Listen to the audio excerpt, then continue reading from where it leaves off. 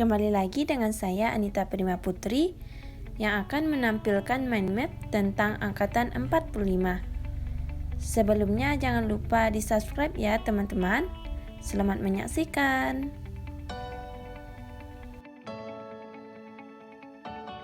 Nah, langsung saja sejarah angkatan 45. Perjuangan bangsa mencapai klimaks pada proklamasi 17 Agustus 1945 beserta gejolak politik mengawali maupun mengikutinya. Memberi pengaruh sangat besar pada corak sastra. Kuatnya corak karya sastra angkatan 45 tersebut begitu fenomenal sehingga membedakannya dari sastra angkatan sebelumnya dan dijuluki sastra kemerdekaan. Karya sastra angkatan 45 seolah memberikan nafas dan semangat baru dalam global sastra Indonesia. Latar belakang perubahan politik sangat mendadak pada masa pendudukan Jepang tahun 1942 sampai 1945 menjadi awal kelahiran karya sastra angkatan 45. Berawal dari reaksi terhadap sastra yang menghamba pada pemerintahan Jepang di Indonesia. Dan beberapa sastrawan Indonesia bergabung dalam forum Keimin Bunka Sidoso, pusat kebudayaan yang dijuluki Kacung Jepang. Kehadiran angkatan 45 serta karya sastra angkatan 45 meletakkan fondasi kokoh bagi sastra Indonesia. Sebab angkatan sebelumnya dinilai tak memiliki jati diri keindonesiaan. Jika angkatan Balai Pustaka dinilai tunduk pada Volkslectuur, Forum Kesusastraan Kolonial Belanda, dan angkatan Pujangga Baru dinilai mengkhianati bukti dari bangsa sebab terlalu berkiblat ke barat. Maka angkatan 45 dan karya sastra angkatan 45 ialah reaksi penolakan terhadap angkatan-angkatan tersebut. Sebagai salah satu hasil dari pergolakan, karya sastra angkatan 45 menjadi sebuah karya yang lahir dengan bukti diri baru yang penuh kontroversial. Kehadirannya sebagai pendobrak nilai-nilai serta aturan-aturan sastra terdahulu mau tak mau memosisikannya sebagai pusat perhatian para sastrawan. Selanjutnya, surat kepercayaan gelanggang. Berikut isi dari surat tersebut. Pelopor utama dari angkatan 45 diantaranya adalah Chairil Anwar sebagai seorang individual dan anarkis, Asrul Sani sebagai aristokrat dan moralis, Rifai lebih dikenal sebagai nihilis, Idrus penuh dengan sinisme. Pengarang angkatan 45 diantaranya Chairil Anwar, lahir di Medan, Sumatera Utara 25 Juli 1922, meninggal di Jakarta 28 April 1949 pada umur 26 tahun, dijuluki sebagai si binatang jalang.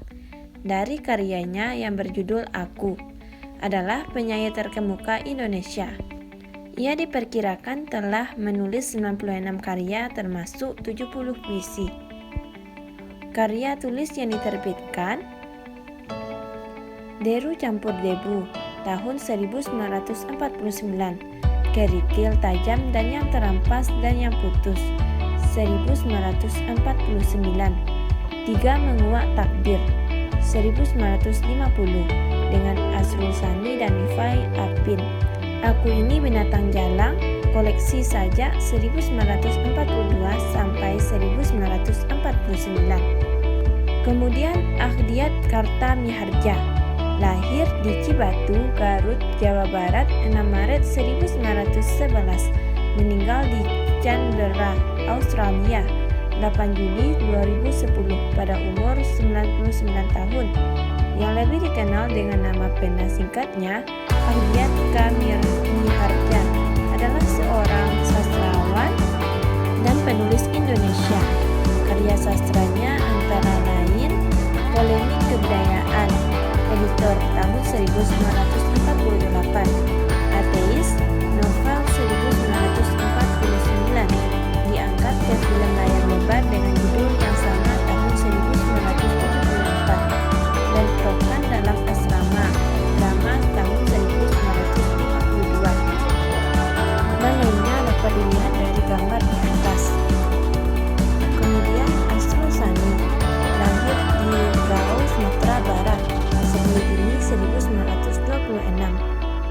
Lahir di Jakarta 11 Januari 2004 pada umur 77 tahun. Adalah seorang sastrawan dan sutradara film ternama asal Indonesia. Karya sastranya adalah Tiga Menguak Takdir, Kumpulan Sajak bersama Khairil Anwar dan Rival Afin 1950. Dari Suatu Masa, Dari Suatu Tempat, Kumpulan Cerpen 1972. Mentera, Kumpulan Sajak 1975.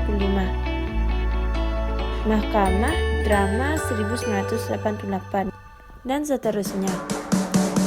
Selanjutnya Suman Hasibuan tahun 1904 sampai 8 Mei 1999. Lahir 1904, Bengkalis Riau, meninggal 8 Mei 1999. Pekanbaru Riau yang lebih dikenal dengan nama penyanyi Suman H. adalah seorang pengarang Indonesia yang diakui karena mempelopori penulisan cerita pendek dan fiksi detektif dalam sastra negara tersebut. Karya sastranya adalah Kasih Tak Terlarai tahun 1961, Mencari Pencuri Anak Perawan 1997, Percobaan Setia 1940, Kawan Bergelut, Kumpulan Cerpen Balai Pustaka 1938. Trisno Sumarjo lahir tahun 1916, meninggal 21 April 1969, adalah seorang penerjemah Indonesia. Karya sastranya adalah puisi, cerpen, drama, terjemahan yang dapat dilihat dari mind map di atas. Karakteristik Angkatan 45 adalah 1. Revolusioner dalam bentuk dan isi, membuang tradisi lama dan menciptakan bentuk baru sesuai dengan getaran sukmanya yang merdeka. Yang kedua, mengutamakan isi dalam pencapaian tujuan yang nyata. Karena itu bahasanya pendek, terpilih, padat berbobot dalam proses mencari dan menemukan hakikat hidup. Seni adalah sebagai sarana untuk menopang manusia dan dunia yang sedalam-dalamnya. Yang ketiga, ekspresionis, mengutamakan ekspresi yang jernih. Yang keempat, individualis, lebih mengutamakan cara-cara pribadi. Yang kelima, humanisme universal, bersifat kemanusiaan umum. Indonesia dibawa dalam perjuangan keadilan dunia. Yang keenam, tidak terikat oleh konversi masyarakat. Yang penting adalah melakukan segala percobaan dengan kehidupan dalam mencapai nilai kemanusiaan dan perdamaian dunia. Yang keenam, tema yang dibicarakan humanisme, sahala atau martabat manusia, penderitaan rakyat, moral, keganasan perang dengan keroncongnya perut lapar. Yang terakhir, perbedaan Angkatan 45 dan Angkatan Pujangga Baru. Perbedaannya lebih menonjol dari segi puisi.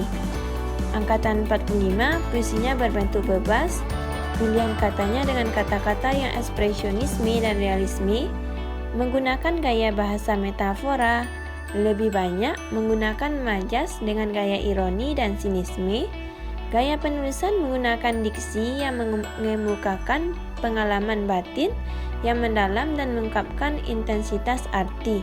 Angkatan Pujangga Baru, puisinya berbentuk puisi baru, pilihan katanya menggunakan kata-kata yang indah, gaya ekspresi aliran romantik, rima atau persajakan dijadikan sarana kepuitisan.